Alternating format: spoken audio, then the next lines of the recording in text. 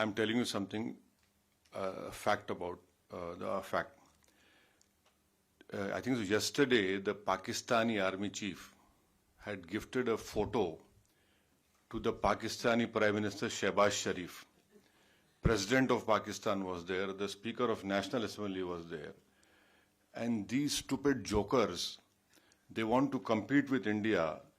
They had given a photograph of a 2019 Chinese army drill, claiming it's a victory over India. Now this is what Pakistan indulges in. They cannot even give a proper photograph.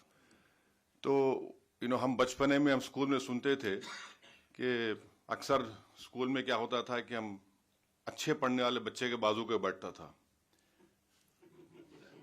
तो नकल करने के लिए अकल भी चाहिए, इन नालायकों को अकल भी नहीं है. So you just imagine that your own country's Prime Minister, President, Speaker of National Assembly is there, your so-called Mr. Field Marshal is there, and the Field Marshal gives a photograph of a Pakistani Chinese drill of PHL-03 in 2019.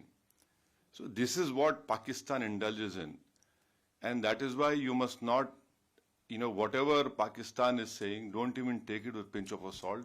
Rely on what our foreign ministry is saying, our official spokesperson are saying, and also don't believe our TV channels. Some TV channels have, their own. So Haza Majnoon. Haza Majnoon. So yeah. So now this is.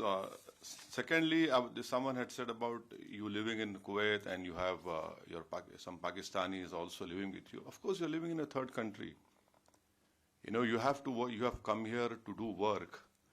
But end of the day, wisdom tells you, yes, you are in an environment, you have to work. But deep down, your love for country cannot be questioned. You know very well where to draw a line, and where to even correct them in a very polite way.